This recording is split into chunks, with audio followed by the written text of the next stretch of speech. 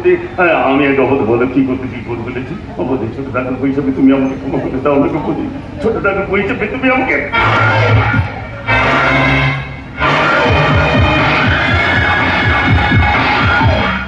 এনেছিলে সাথে করে মৃত্যুহীন প্রাণ মরণে তো হই তুমি করে গেলে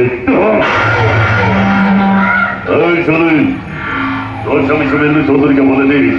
এই কংসের বিরুদ্ধে ভঙ্গ নিলে তার তাহলে এই অবস্থাই হবে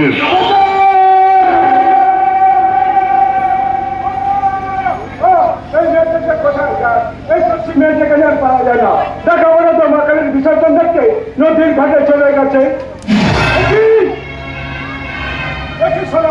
তোমার সারা সঙ্গে হেঁটে যাচ্ছে তুমি কথা বলে ওর জীবনে ভরিয়ে গেছে ও কথা বলবে কি করে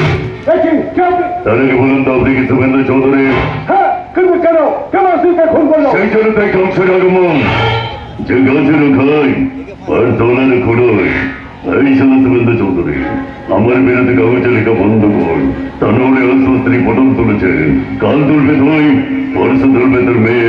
সারা বংশে ভর্তি দিতে কাউকে রাখবো না রে ঠিক আছে আমি এক্ষুনি পুলিশকে ফোন করবো এই সাংবাদিক পুলিশকে ফোন করিস না রে আমার কথা শোন সাংবাদিক পুলিশ অফিসার বলছে আমি সাংবাদিক সুগন্ধ চৌধুরী বলছি কম সময় স্ত্রীকে খুন করেছে আমাকে আর আমার মেয়েকে খুন করবে বলছে এক্ষুনি আমার বাড়িতে আসো ওই সালা সাংবাদিক বারবার বরং করা সত্ত্বেও তুই আমার পেছনে লেগে চলেছিস যা সালা যা এবার তোর বোর কাছে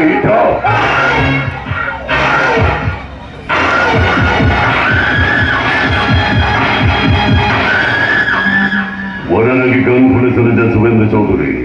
আমার নাম কংস যেখানে পড়াছি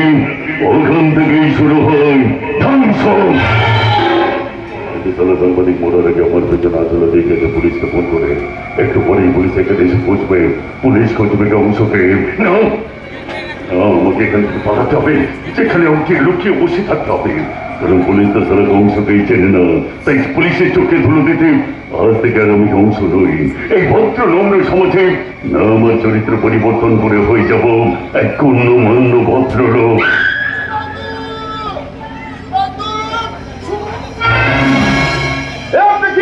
কেন রাখছি না ওদের এই অবস্থা থেকে তোর খুব কারণ লাগছে তাই না কিন্তু আব্দুল্লাহ তুই তো অনেকদিন ধরে আমার চোখে কাজ করছিস তোকে দিয়ে তোর বন্ধুকে আমি বারবার সাবধান করিয়েছি কিন্তু তুই আমার কোনো কথাই শুনিস রে তাই নিজে এসে ওদেরকে আমি চিরদিনের মতো ঘুম পাড়িয়ে দিলাম রে আমি ছাড়বো না আমি তোর ভয় সব কাজ করলে ছুরি আমি রাখে ছুরি ঢোক আব্দুল্লাহ আব্দুল্লাহ কি করলি আব্দুল্লাহ আমার পেটে